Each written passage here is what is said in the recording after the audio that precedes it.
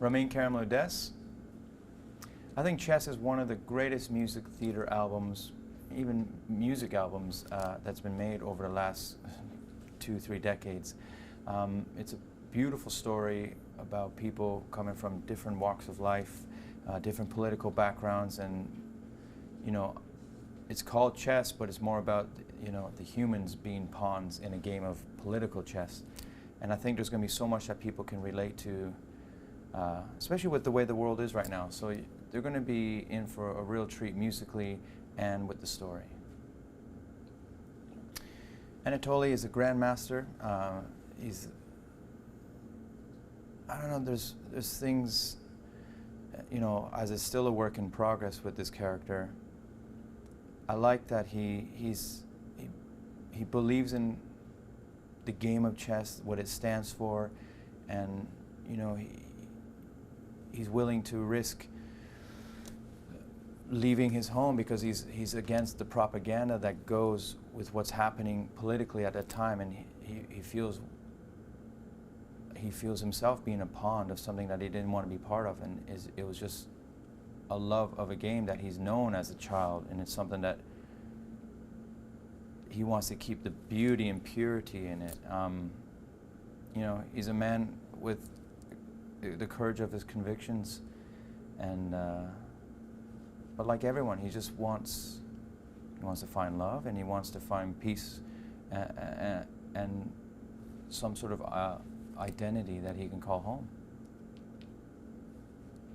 I've loved Anthem.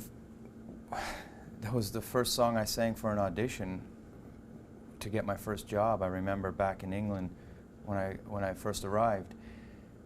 But I'm a man who was born in Iran, grew up in Italy, grew up in Canada, moved to England, set up a life there, and I moved to New York for work. I spent a lot of time in Japan, so I'm constantly traveling, and I feel like a citizen of the world.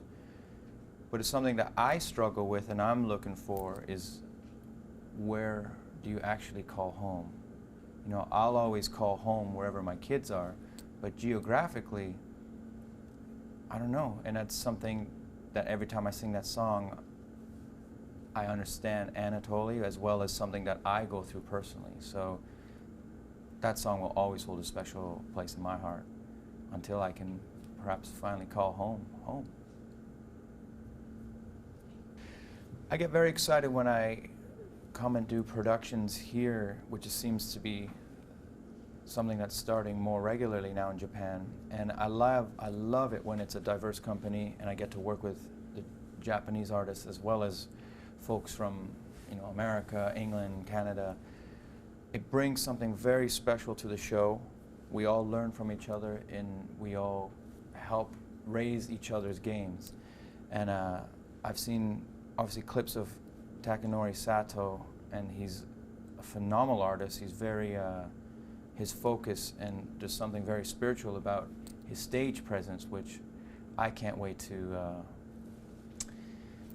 for that to inspire me and feed off of and work along with. And Samantha, who I've known since the very first workshop of Love Never Dies, and every time I think of Samantha, I just see a smiling face, and she's a wonderful artist, and she's grown so much, over how her career has blossomed. So I cannot wait to see what she brings to Florence, and Luke as the American. He's going to be a lot of fun to work alongside and against.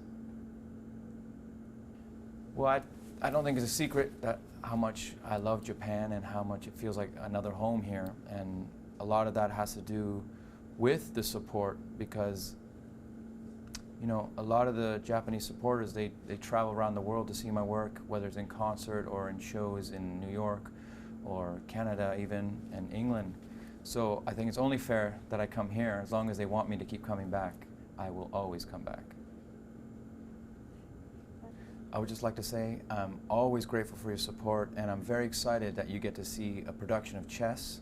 I can't wait to see your reaction. I know you're going to fall in love with it. The music is going to be one of the best things you've ever heard, and you're going to connect with some of these characters and their stories, and it's just a beautiful work of art, and I'm so excited that Chess is going to be here in Japan.